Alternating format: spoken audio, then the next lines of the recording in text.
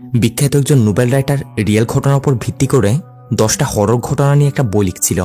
9টা কোনো রকম করে কমপ্লিট করে নিলেও কিন্তু 10 নম্বর স্টোরিটা লিখতে গিয়ে রহস্যময়ভাবে সেই রাইটারের মৃত্যু হয়। জানা যায় সে যে 10 নম্বর স্টোরি নিয়ে কাজ করছিল সেটা ছিল একটা হসপিটালের ভবানী ওয়ার্ড নামের একটা ওয়ার্ড নিয়ে। প্রচলিত আছে সন্ধ্যে 7টার পরে ভবানী ওয়ার্ড নাকি অভিশপ্ত হয়ে ওঠে, তাই হসপিটালে কেউ সন্ধ্যে 7টা বাজার পর সে ওয়ার্ডে পা রাখতে সাহস করে না। তবে এই নিয়মের তোয়াক্কা না করে এই হসপিটালের নতুন কম্পাউন্ডার চাকরিতে জয়েন করা মেঘা সন্ধ্যে 7টার পর এক রুগীকে নিয়ে সে ওয়ার্ডে চলে যায়। তারপর থেকে শুরু হয় একের পর এক রহস্যের খেলা। সবকিছু কি নিছক কোনো মায়া নাকি আড়ালে বসে থাকা কোনো সাইকো ডক্টরের প্রতিফল? বলছি সদ্য মুক্তি পাওয়া Telugu horror mystery suspense thriller movie Bhavani ward 1997 এর কথা। 14ই জুন 1998 সাল, জিটি হসপিটাল। আজ মেঘা নামের এই মেয়েটা এই জিটি হসপিটালে কম্পাউন্ডার হিসেবে জয়েন করেছে। মেঘার মাতাকে কল করে কথা শোনাচ্ছিল, কি প্রয়োজন ছিল নাইট শিফটে কাজ করার? সকালের কাজের কি এতই অভাব পড়েছিল তোর? মেঘা বলে, মা শুধু শুধু টেনশন করো না তো, আমি এখনো নতুন, এই জন্য তারা নাইট শিফট দিয়েছে, আস্তে আস্তে করতে করতে ডে শিফটে ট্রান্সফার হয়ে যাবে। তো মেঘা তার মায়ের সাথে এদিকে এইসব নিয়ে কথা বলছে। এদিকে দেখা যায় আহত একটা লোককে হসপিটাল নিয়ে আসা হচ্ছে। মেঘার সাথে তখন হসপিটালে দুজন ছেলে কম্পাউন্ডার উপস্থিত ছিল। তারা এসে তাড়াতাড়ি মেঘাকে ডেকে নিয়ে যায়, কারণ কেসও ছিল অনেক এমার্জেন্সি। এদিকে রাতও অনেক হওয়ায় হসপিটালে তেমন কোনো ডক্টর অ্যাভেলেবেল নেই। মেঘা পড়ে যায় টেনশনে, কারণ যে লোকটাকে নিয়ে আসা হয়েছে লোকটা ইটের ভাটায় কাজ করতে গিয়ে সেখানে পড়ে অবস্থা অনেক খারাপ। তাড়াতাড়ি লোকটা ট্রিটমেন্ট করা প্রয়োজন। মেঘা ছেলে কম্পাউন্ডারগুলোকে বলে, তোমরা এক কাজ করে উপরের ওয়ার্ডে নিয়ে যাও, ততক্ষণ আমি ডক্টরকে ইনফর্ম করছি। এখন এই কম্পাউন্ডারগুলো উপরের ওয়ার্ডের কথা শুনতেই তাদের রিয়াকশন তো চেঞ্জ। বলে ওঠে, ভবানী ওয়ার্ড? কিন্তু সন্ধ্যে 7টার পর তো ভবানী ওয়ার্ডে যাওয়া বারণ, এখানে ভূত আছে। এই মুহূর্তে সেখানে যাওয়া মানে নিজের বিপদ নিজে ডেকে আনা। সিনিয়র ডক্টর নাকি তাদের বলে রেখেছে যদি রাত্রে এমন কোনো এমার্জেন্সি কেস আসে তাইলে সেগুলোকে সিটি হসপিটাল পাঠিয়ে দিতে, যাতে তাদেরকে ভবানী ওয়ার্ডে যেতে না হয়। এখন মেঘার তো আছে এখানে প্রথম দিন, অবশ্য এইসব বিষয়ে সে বিশ্বাসই করে না, অর্থাৎ ভূত প্রেত এগুলো তার কি। কম্পাউন্ডারগুলোকে বকে দেয়, তোমাদের মাথা ঠিক আছে তো? একটা লোক চোখের সামনে ভাবে মরছে, আর তোমরা কি এসব আজগবি ভূতপ্রেতের কথা বলছো? এক্ষুনি যাও, তাকে ভবানী ওয়ার্ডে নিয়ে যাও, আমি ডক্টরকে ইনফর্ম করে আসছি। বলে মেঘা যখন ডক্টরকে ইনফর্ম করতে চলে যায় তখন এদিকে এই কম্পাউন্ডারগুলো ভয়ে সেখান থেকে পালিয়ে যায়, অর্থাৎ তারা রিস্ক নিবে না। এর ফলে মেঘাকেই একা একা স্ট্রেচারে করে ঠেলে ঠেলে রুগীটাকে ভবানী ওয়ার্ড নিয়ে যেতে হয়। মেঘা এখানে এসে লাইট দেওয়ার চেষ্টা করছে, কিন্তু লাইটগুলো অনই হচ্ছে না। এরই সাথে সাথে ধমকা একটা হাওয়া এসে মেঘার শরীর ছুঁয়ে যায়। যে লাইটগুলো ছিল সেগুলো আজবভাবে নিজে নিজে জ্বলতে এবং নিতে শুরু করে, যেন কেউ মেঘাকে জানিয়ে দিচ্ছে ভুল করেছি সেইখানে এসে। কারণ হুট করে রুগীটাকেও কেউ সেখান থেকে গায়েব করে ফেলেছে। মেঘারও বুঝতে আর বাকি থাকে না, ওরা তাইলে সত্যিই বলছিল এই ওয়ার্ডে খারাপ কিছু রয়েছে। বের হওয়ার অনেক চেষ্টা করার পরও মেঘা ব্যর্থ। এর একটু পরেই মেঘা যে ডক্টরটাকে ইনফর্ম করেছিল সে এসে দেখে এখানে স্ট্রেচারের উপর কোনো রুগী না, বরঞ্চ মেঘাই পড়ে আছে। এরই সাথে তার চোখগুলো যেন আজব রকমের সাদা হয়ে আছে, অর্থাৎ কোন এক অদৃশ্য শক্তি তাকে পজেস করে নিয়েছে। সিন শিফট হয়ে যায় কিছু বছর পর। শহরের বিখ্যাত একজন পাবলিশার জয়দেব এবং তার একজন রাইটার সঞ্জয় বর্মা একটা টিভি চ্যানেলে তাদের ইন্টারভিউ নেওয়া হচ্ছিল। এই রাইটার সঞ্জয় বর্মা রিয়েল ঘটনার উপর রিসার্চ করে বই লেখার জন্য অনেকটাই ফেমাস, আর তার সে বইগুলো পাবলিশ করত এই জয়দেব। ইন্টারভিউতে জানা যায় সঞ্জয় বর্মারা এখন আরও একটা ইন্টারেস্টিং কাহিনী নিয়ে কাজ করছে। তাদের নেক্সট বইয়ের কাহিনীটা হবে 10টা রিয়েল হন্টেড স্টোরির উপর ভিত্তি করে, আর খুব শীঘ্রই নাকি এটা পাবলিশও করা হবে। এরপর সিনেমাদের অজয় নামের এই ছেলেটাকে দেখানো হয়। অজয় একজন প্লেব্যাক সিঙ্গার, বর্তমানে স্টুডিওতে একটা গান রেকর্ড করছিল, কিন্তু হঠাৎই তার কি জানি কার কথা মনে পড়তেই সে ভালো করে গান গাইতে পারছে না। বারবার তার কোনো একটা মেয়ের কথা মনে পড়ছে, তাই অজয় গান সেখানে বন্ধ করে বেরিয়ে যেতে শুরু করে। তার একটা ফ্রেন্ড তাকে জিজ্ঞাসা করে যে কি হয়েছে। অজয় বলে, ইয়ার মেয়েটাকে আমি কিছুতে ভুলতে পারছি না, সারাক্ষণ তার চেহারা আমার চোখের সামনে ভাসছে। এইখানে আমাদের একটু ফ্ল্যাশব্যাকে দেখানো হয় একবার অজয় এবং তার টিম মিলে মিউজিক রিলেটেড একটা কাজে শহরের একটা চার্চে গেছিল। এই চার্চেই অজয়ের নজর পড়ে দিয়া নামের এই মেয়েটার উপর। এখানে আমরা দিয়ার ব্যাপারে জানতে পারি দিয়া ছোট থাকা অবস্থাতেই তার মা বাবা তাকে চার্চে রেখে যায়, যেখানে তার দেখাশোনা করে তাকে বড় করে থমাস নামের চার্চের এক ফাদার। তবে ফাদার থমাস বর্তমানে দেশের বাইরে আছেন। অবশ্য দিয়াকেও নিয়ে যেতে চাই, তবে দিয়া নাকি এইখানে থাকতে ভালো লাগে। এসব নিয়ে দিয়ার তার এক ফ্রেন্ডের সাথে কথা বলছিল, আর আড়াল থেকে লুকিয়ে লুকিয়ে অজয় সবকিছু শুনছে। দিয়াকে প্রথম দেখাতেই অজয় তার উপর ক্রাশ খেয়ে বসে আছে। এমনকি পরের সিন থেকেই দিয়াকে ফলো করে তার সাথে দেখা করে তাকে প্রপোজও করে দেয়। তবে দিয়া তার প্রপোজাল অ্যাকসেপ্ট করে না, বলে আমাদের দেখা হয়েছে ভালো করে এখনো 5 মিনিটও হচ্ছে না, এর মধ্যেই ভালোবাসা? এটাকে ভালোবাসা বলে না, এটাকে জাস্ট ভালো লাগাই বলে। অজয় অনেক রোম্যান্টিক ডায়লগ মেরে দিয়াকে ইমপ্রেস করার চেষ্টা করছে। ডায়লগে অবশ্য একটু কাজ হচ্ছে। দিয়াও দেখে ছেলেটা তো দেখি স্মার্টই আছে। যাই হোক, এর কিছুদিন পরে অজয় দিয়ার ব্যাপারে আরও ইনফরমেশন কালেক্ট করে একদিন দিয়া যেখানে কাজ করত সেখানে তার অফিসে গিয়ে হাজির। অবশ্য পারমিশন ছাড়া ওয়াচম্যান অজয়কে ভিতরে যেতে দিচ্ছে না। অজয় তার মতো করে ওয়াচম্যানের সাথে জোরাজুরি করছে। এরই মাঝে দিয়া এসে যখন এসব দেখে অজয়কে সে তার কাছে ডাক দেয়, জিজ্ঞাসা করে কি ব্যাপার, কি সমস্যা, তুমি আমায় এইভাবে ফলো করছো? অজয় আবারও তার মনের কথা বলে, সাথে তার সাথে একটিবার বসে কফি খাওয়ার জন্য ইনভাইটও করে। দিয়া হ্যাঁ না কিছু বলবেই কি, তখনই সেখানে দিয়াকে পিক আপ করতে গাড়ি নিয়ে তার এক ফ্রেন্ড এসে হাজির। তাই দিয়া অজয়কে বলে, আজ তো সম্ভব না, পরে কোনো একদিন দেখা যাবে না হয়। সিনেগান থেকে ওই রায়টার সঞ্জয় বর্মার উপর নিয়ে যাওয়া হয়। সঞ্জয় এক ইন্টারভিউতে যেমনটা বলেছিল যে সে 10টা রিয়েল হন্টেড স্টোরি নিয়ে একটা বই লিখছে। কথা মোতাবেক এ পর্যন্ত তার 9টা স্টোরি কমপ্লিট। এখন সর্বশেষ স্টোরিটা লেখার জন্য যখনই সে তার গল্প নিয়ে রিসার্চ করছিলই, তখনই এখানে তার সাথে কিছু একটা হতে শুরু করে। মুহূর্তের মধ্যেই এক বসাতেই জায়গায় সঞ্জয়ের মৃত্যু হয়ে যায়। তার চোখগুলো কেমন যেন সাদা হয়ে গেছে। সাথে সাথে সঞ্জয়ের মৃত্যুর খবরটা তার পাবলিশার জয়দেবের কাছে গিয়ে পৌঁছায়। শুনে জয়দেব তো শক। অন্যদিকে আমরা অজয়কে দেখি যে কিনা এবার দিয়ার সাথে দেখা করতে ডাইরেক্ট তার অফিসের ভিতরে চলে এসেছে। আর দিয়ার সাথে কথাবার্তা বলতে বলতে অজয় জানতে পারে দিয়া নাকি কিছু বাচ্চাদের ক্লাসিক্যাল ডান্সও শেখায়। অজয় তো এক পায়ে খাড়া দিয়ার ডান্স দেখার জন্য। দিয়াও বলে, এতদিন ধরে আমায় ফলো করছো, এত কিছু বের করে নিয়েছ আমার ব্যাপারে, তাই এটাও বাকি থাকবে কেন? কাল সকালে চলে আসো আমার বাসায়, বাচ্চাদের ক্লাস নেওয়ার সময় না হয় দেখে নিও। তো তারপর কি আর, কথা মতো পরের দিন সকালেই অজয় সোজা পৌঁছে যায় দিয়ার বাসায়। দিয়া অনেক সুন্দর করে বাচ্চাদের ডান্স শেখাচ্ছে। অজয় এসে মন দিয়ে সবকিছু দেখছে। আর এভাবে এসে ধীরে ধীরে তাদের বন্ধুত্ব বাড়তে শুরু করে, সম্পর্ক ঘনিষ্ঠ হতে থাকে। দুজন একসাথে এদিক সেদিক ঘুরতে যায়, আর ধীরে ধীরে সম্পর্ক গড়ায় বন্ধুত্ব থেকে ভালোবাসায়। এর কিছুদিন পরেই দিয়াকে তার অফিসের বস তার কাছে ডেকে পাঠিয়েছে। আর এইখানে আমরা জানতে পারি দিয়ার বস হচ্ছে সেই পাবলিশার জয়দেব। মানে দিয়া জয়দেবের অফিসে কাজ করছিল একজন অ্যাসিস্ট্যান্ট রাইটার হয়ে। তো জয়দেব দিয়াকে ডেকে তাদের যে রাইটার সঞ্জয় বর্মা মারা গেছে সেই নিউজটা শোনায়।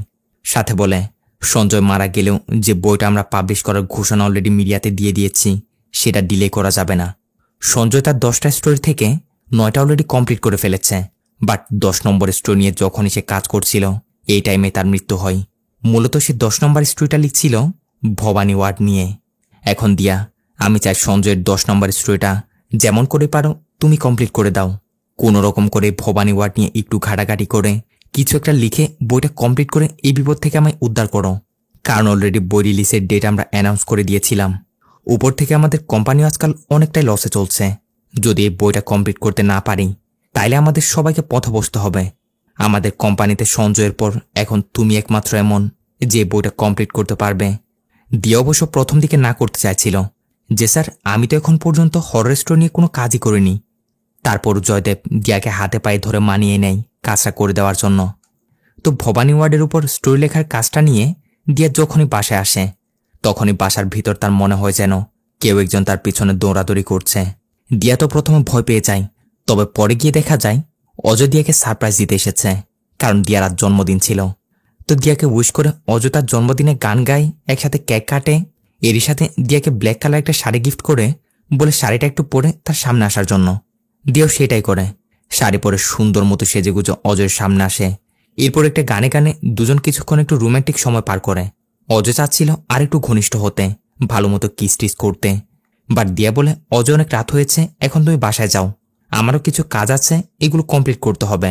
অজয় যেতে চাচ্ছে না, তারপরও দিয়া জোরজবস্তি করে তাকে পাঠিয়ে দেয়। এরপর অজয়কে পাঠিয়ে দেওয়ার পর দিয়া যখনই তার কাজ করতে বসে তখনই দিয়ার কাছে তাদের অফিসের একজন ম্যানেজারের কল আসে। ম্যানেজারটা দিয়াকে বলে, জয়দেব স্যার বলেছে তুমি সঞ্জয় স্যারের বাকি স্টোরিটা কমপ্লিট করছো। সঞ্জয় স্যারের ল্যাপটপে সে ভবানী ওয়ার্ড নিয়ে কিছু ইনফরমেশন পেয়েছি, আমি তোমাকে সেগুলো মেল করেছি, হয়তো সেইগুলো স্টোরিটা কমপ্লিট করতে তোমার কাজে আসতে পারে বলে ম্যানেজার কল কেটে দেয়। কথা মতো দিয়েও তার ল্যাপটপ অন করে যখনই ম্যানেজারের পাঠানো সেই ভবানী ওয়ার্ড রিলেটেড ফটো বা ইনফরমেশনগুলো চেক করছিল তখনই দিয়ার কাছে অজয়ের কল আসে। অজয় দিয়াকে বলে, কাল সকালে আমার একটা কনসার্ট আছে, সকাল সকালে বের হতে হবে, কিন্তু আমি ভুলে আমার গিটারটা তোমার বাসাতে ফেলে এসেছি, তাই একটু পরে আমি সেটা নিতে আসবো। শুনো দিয়া চেক করে দেখে সত্যি অজয় ভুলে তার গিটারটা এখানে ফেলে গেছে। এখন গিটার দেখে দিয়ার হাতে একটু চুলকানি হয়, অফকোর্স সবারই হওয়ার কথা। তাই দিয়া উল্টাপাল্টা যেরকমই পারছিল বাজাতে শুরু করে দেয়। কিন্তু এইটাই ছিল দিয়ার জীবনের সবচেয়ে বড় ভুল। দেখা যায় তার গিটার বাজানোর শব্দতে এদিকে ল্যাপটপের ভেতরে থাকা ভবানী ওয়ার্ডের সেই ফটোগুলোর মধ্যে একটা হালচাল শুরু হয়ে গেছে। এমনকি দেখতে দেখতে ফটোর ভেতর থেকে কোনো একটা অদৃশ্য শক্তি বের হয়ে দিয়ার সামনে দিয়ে চলে যায়। দিয়া ভয় পেয়ে যায়। সাথে বাসায় আজব রকম হালচাল হতে শুরু করেছে, যেন কারো উপস্থিতি নোটিস করা যাচ্ছে। বিদ্যুৎও চলে যায়। এর সাথে বাসার চেয়ারগুলো একবার নিচে পড়ছে। যখনই দিয়া সেগুলো তুলে দিয়ে মোমবাতি জ্বালায়, নিজে নিজে চেয়ারগুলো আবারও পড়ে গিয়ে মোমবাতিও নিভে যায়। সব জিনিসপত্র সেম অবস্থা। দিয়া তো ভয়ে এবার কান্না করে করে বলছে, কে আছো বাসায়? অজয়, এটা কি তুমি? প্লিজ আর মজা নিও না, বন্ধ করো। কিন্তু না, এটা অজয় না। দেখতে দেখতে বাসায় প্যারানর্মাল অ্যাক্টিভিটিসও বাড়তে শুরু করেছে। কেউ দিয়ার দিকে বাসার সব জিনিসপত্র ছুটতে শুরু করেছে। এর সাথে তার পিছনেও যেন কোনো একটা ছায়া ঘোরাঘুরি করতে দেখা যাচ্ছে। তখনই সেই অদৃশ্য শক্তিটা দেখতে দেখতে দিয়ার ভিতরে ঢুকে তাকে পজেস করে নেয়। দিয়ার জোরে চিৎকার দিয়ে ওঠে আর আজব রকমের বিহেভ করতে শুরু করে। এর একটু পরেই অজয় সেইখানে আসে তার গিটারটা নেওয়ার জন্য। এসে দেখে বাসার তো হালত খারাপ।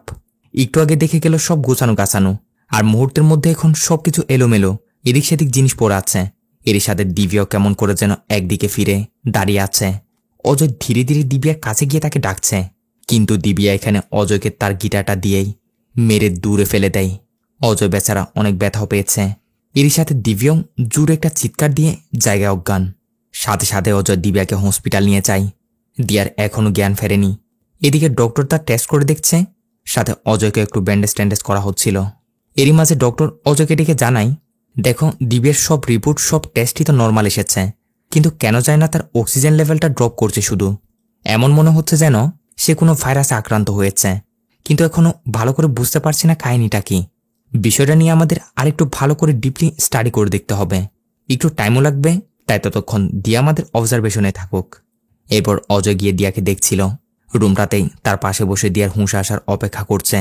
ওই মুহূর্তেই বয়স্ক এক মহিলা রুম সাফ সাফাইয়ের জন্য আসতে যখনই দিব্যার উপর তার নজর যায়, তখন দিব্যার হালত দেখে তার কেমন যেন একটু সন্দেহ লাগে আর বলে ওঠে, আরে এই মেয়ের উপর তো কোনো ডাইন ভর করেছে, এর এখানে কাজ হবে না, তাকে নিয়ে কোনো কবিরাজের কাছে যাও।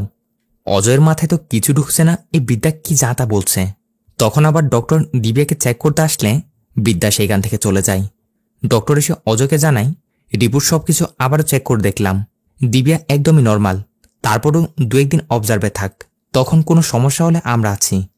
যাই হোক, এভাবে সারাদিন সারা রাত অজয় দিব্যার টেক কেয়ার করে তার পাশে বসে কাটিয়ে দেয়। এক পর্যায়ে অজয়ের শাম নামের এই বন্ধুরা এসে তাকে বলে, তুই সারাদিন ধরে এখানে বসে আছিস, যাইবার একটু বাসায় গিয়ে ফ্রেশ হয়ে আয়, ততক্ষণ এখানে আমি আছি। শামের কথা মতো অজয় একটু বাসায় যায় ফ্রেশ হয়ে আসার জন্য। এরপর শাম বসে বসে যখনই তার একটু চোখ লেগে আসে, তখনই এখানে দেখা যায় দিব্যার বডিটা আজব রকমের করতে শুরু করেছে। তার বডি যেন হাওয়ায় ভাসতে শুরু করলো। বিষয়টা নোটিস করতে পেরে শাম যখনই দিব্যাকে ভালো মতো চেক করতে যায়, তখনই সে দেখে দিব্যার চেহারা ভয়ানক রকম হয়ে তার দিকে তাকিয়ে আছে।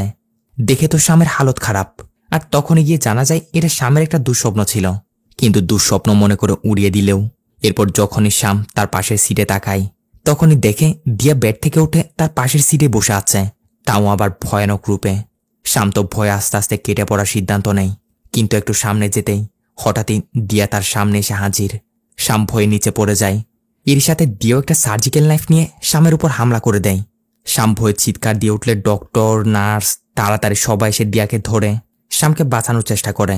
কোনোভাবেই দিয়াকে আটকানো যাচ্ছে না। অবশ্যই তাকে ধরে ইঞ্জেকশন দিয়ে অজ্ঞান করে দেওয়া হয়। এরপর পরই অজয় সেইখানে আসলে এসব জানতে পারে। অজয় তো এসব দেখে কি হয়েছে কি করবে কিছু বুঝতে পারছে না, একদমই ভেঙে পড়েছে সে। চার্চে গিয়ে দিয়ার জন্য প্রে করতে শুরু করে।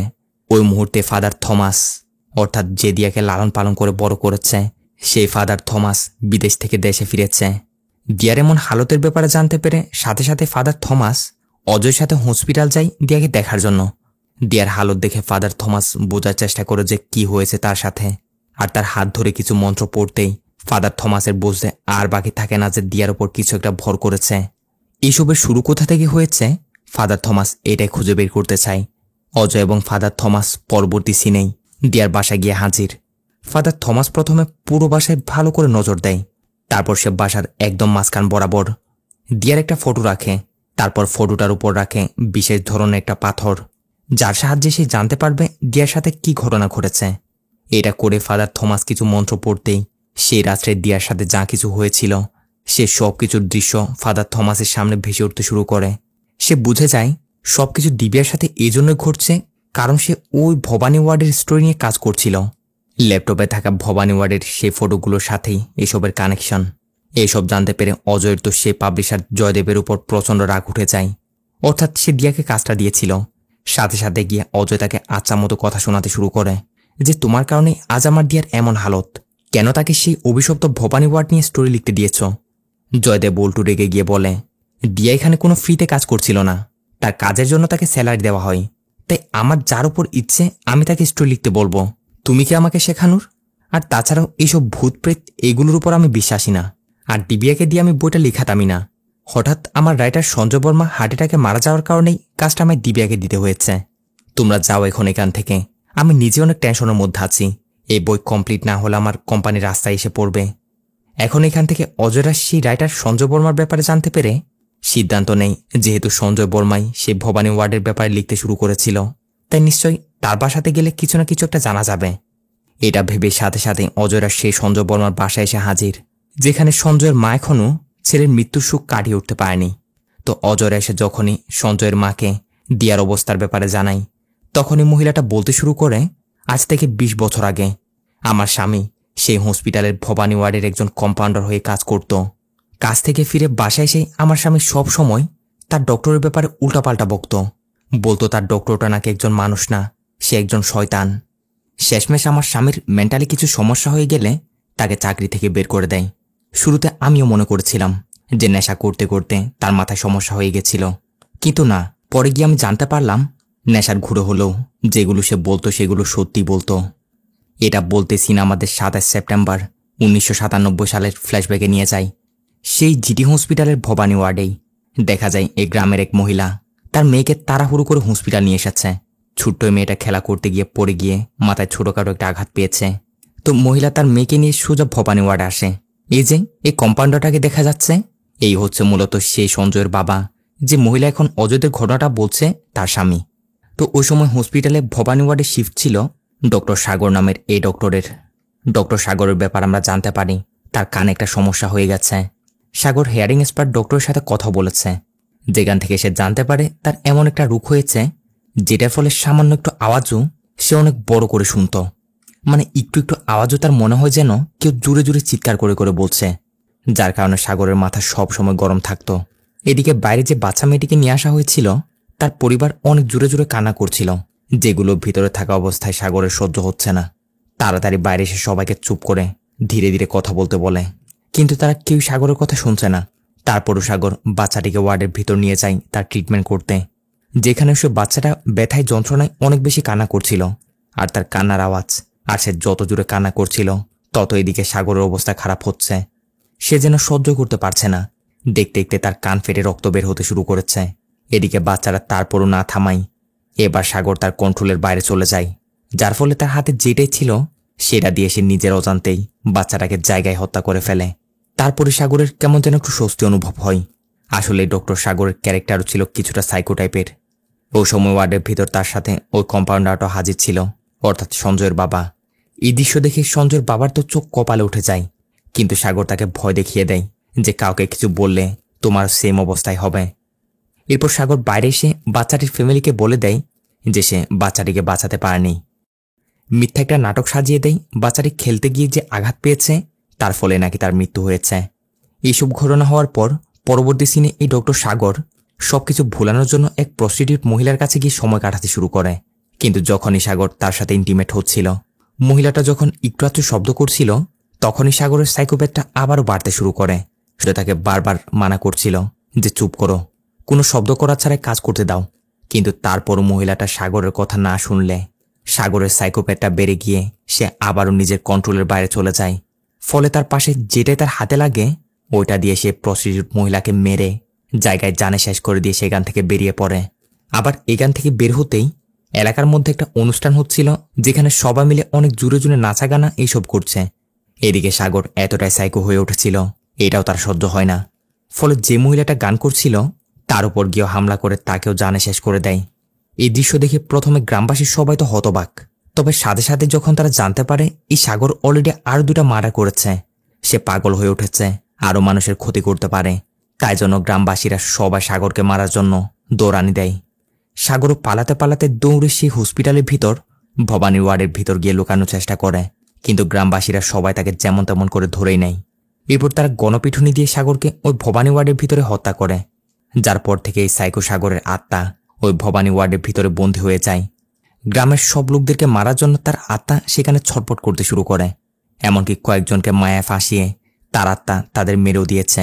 এরপর থেকে মূলত ধীরে ধীরে এই খবরটা সব জায়গায় ছড়িয়ে পড়ে যে এই ভবানী ওয়ার্ডের ভিতর কোনো একটা ভূত রয়েছে। কয়েক বছরে হসপিটালটা কোনোরকম করে চললেও শুরুর সেই নার্স মেগার মৃত্যুর পর তারপর গিয়ে পুরোপুরি বন্ধ করে দিতে হয়। সঞ্জয়ের মহাজদেরকে এই সব কিছু বলছিল, সাথে বলে আমরা সবাই জানি মৃত্যুর পর মানুষের আত্মা আফটার লাইফে চলে যায়, কিন্তু যখনই কারো আত্মা আফটার লাইফে না গিয়ে এখানেই থেকে যায় তাহলে সেটাকে ধরে নিতে হয়, এমন কোনো কিছু একটা তাকে এখানে আকর্ষণ করে তাকে এখানে বেঁধে রেখেছে। তো তারা এইসব বলছিল কি তখনই হসপিটাল থেকে অজয়ের কাছে কল আসে, দিয়া নাকি হসপিটাল থেকে গায়েব হয়ে গেছে। অজয় এবং ফাদার থমাস বুঝে যায় সেই সাইকো সাগরের আত্মা তাকে ভবানী ওয়ার্ডে নিয়ে গেছে, যার জন্য সাথে সাথে অজয়রা ভবানী ওয়ার্ডের সামনে এসে হাজির। তবে ভিতরে প্রবেশ করার আগে ফাদার থমাস অজয় এবং তার বন্ধু শ্যামকে 2টা লকেট দেয়, যেগুলো সবসময় তাদের পরে থাকতে বলে।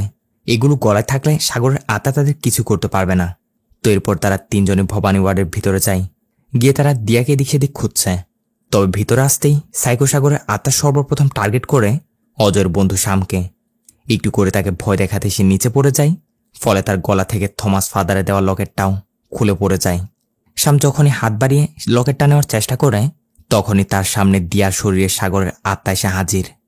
বেশ, তারপর কি আর, সাগরের ভূত শ্যামকে জায়গায় হত্যা করে। চিৎকার শুনে অজয় যখনই সেখানে ছুটে আসছিল তখনই দিয়া তার উপরও হামলা করে দেয়। অজয় নিচে পড়ে তার লকেটটাও পড়ে যায়, সাথে তার গায়ের উপর বড় একটা লোহার বুকশেলফ পড়ায় অজয় অনেক বেশি আহত হয়ে গেছিল। তার চোখের সামনে এখন দিয়ার সাথে কাটানো সেই সুন্দর সুন্দর মুহূর্তগুলো ভেসে উঠছিল। এদিকে সাগরের আত্মা এখন সোজা যায় হচ্ছে ফাদার থমাসের গেম খালাস করতে। তবে ফাদার থমাস কিছু মন্ত্র পড়তে শুরু করলে দিয়া বেহুশ হওয়ার অ্যাক্টিং করতে শুরু করে। এই সুযোগে ফাদার থমাস যখনই পাশে পড়ে থাকা একটা চেন নিয়ে দিয়ার হাত পা বেঁধে দেওয়ার জন্য যাচ্ছিল কি ঠিক তখনই দিয়া উঠে জুড়ে জুড়ে আজবভাবে হাসতে শুরু করে। এমনকি ফাদার থমাসকেও ধাক্কা দিয়ে নিচে ফেলে দিলে তার গলা থেকেও লকেটটা পড়ে যায়। তারপর কি সাগরের আত্মা ফাদার থমাসকেও দিয়ার হাত দিয়ে হত্যা করে। এসব কিছু করার পর সে আবার অজয়ের কাছে আসে, আর অজয়কেও কষ্ট দিয়ে দিয়ে মারার জন্য দিয়ার গলার আওয়াজে সে তার সাথে নরম নরম কথা বলতে শুরু করে, এমনভাবে বলছিল যেন দিয়া তার কাছ থেকে সাহায্য চাচ্ছে। বলছে অজয় আমাকে এর হাত থেকে বাঁচাও। এটা বলে দিয়া অজয়ের সামনেই একটা ছুরি দিয়ে নিজের হাত নিজে কেটে ফেলে, অর্থাৎ সবকিছু সাগরের আত্মায় করছে আর কি। এদিকে ব্যথায় যন্ত্রণায় দিয়া কান্না করছে, আর তার শরীরের ভিতরে সাইকো সাগরের আত্মা ভয়ানকভাবে জুড়ে জুড়ে হাসাহাসি করছে। এটা করে সে থেমে যায় না, বরঞ্চ দিব্যার পাগুলো উপরে তুলে দিয়ে তার উপর থেকে সব কাপড়গুলো সরিয়ে তাকে টাচ করতে শুরু করে। অজয়ের কিছুতে এইগুলো সহ্য হচ্ছে না। তখনই তার ওই রাইটার সঞ্জয়ের মায়ের বলা একটা কথা মনে পড়ে, যে কারো আত্মার দুনিয়াতে থেকে গেছে মানে এমন কোনো কিছু একটা তাকে আকর্ষণ করেই তার মাধ্যমে তার ভিতর করেই তার আত্মাকে দুনিয়াতে রেখে দিয়েছে। তাই আত্মাকে বিনষ্ট করতে হলে তাকে আগে ওই জিনিসটাকে বিনষ্ট করতে হবে, তারপরে চিরতরের জন্য আত্মাটা মুক্তি পাবে। এটা ভেবে অজয় পুরো রুমটাতে ভালো করে নজর দেয়। তখনই তার চোখে পড়ে দেওয়ালে লাগানো রক্তে মাখা একটা ঘড়ি। তার সন্দেহ হয় এত বছর পরও এই ঘড়িটা ঠিকঠাকভাবে কিভাবে চলছে, মানে হসপিটাল তো এত বছর ধরে বন্ধ, তাহলে ঘড়িটা কিভাবে ঠিক আছে। ব্যাস, সন্দেহ করে সে কোনোরকম করে উঠে গিয়ে তাড়াতাড়ি করে ঘড়িটা হাতে নেয়। অজয় সন্দেহ হয় যখন ডক্টর সাগরকে গ্রামবাসীরা সবাই এই রুমটাতে মারধর করছিল তখনই তার রক্ত এই ঘড়িটার উপরে এসে পড়েছে, তাই তার আত্মাও ঘড়িটার ভিতরে প্রবেশ করেছে। এখন এই ঘড়িটা বিনষ্ট করতে পারলে সাগরের গেমও খাল্লাস, সাগরের আত্মাও বিনষ্ট হয়ে যাবে। সাগরের আত্মাও এই বিষয়টা জানতে পেরে অজয়ের হাত থেকে ঘড়িটা নেওয়ার জন্য আসছিল কি তখনই কোনোরকম করে অজয় শেষমেশ ঘড়িটা ভেঙে ফেলে। আর সত্যি দেখা যায় সাথে সাথেই এই সাইকো সাগরের আত্মাও বিনষ্ট হয়ে যায়, দিয়ার শরীর ছেড়ে বেরিয়ে যায়। নিচে পড়ে অজয় দিয়াকে বুকে জড়িয়ে রাখে। আর এভাবে ফাইনালি অজয় এমন ভয়ানক একটা আত্মার হাত থেকে তার ভালোবাসার মানুষটাকে রক্ষা করতে সফল হয়। এর কিছুদিন পরে আমরা দেখি অজয় দিয়াকে তার কাছেই তার বাসাতে নিয়ে এসেছে। দিয়া টেক কেয়ার করে তাকে ধীরে ধীরে সুস্থ করে তুলছে। আর এভাবেই দেখতে দেখতে আজকের এই মুভিটাও এইখানে শেষ হয়। তো যাই হোক, আজকের এই মুভিটা আপনাদের কেমন লেগেছে কমেন্ট করে অবশ্যই জানাবেন। সাথে ভিডিও ভালো লাগলে ভিডিওতে লাইক করে চ্যানেল সাবস্ক্রাইব করে দিতে ভুলবেন না যেন। দেখা হবে পরবর্তী ভিডিওতে। ততক্ষণে ভালো থাকবেন, সুস্থ থাকবেন। Tata, bye bye.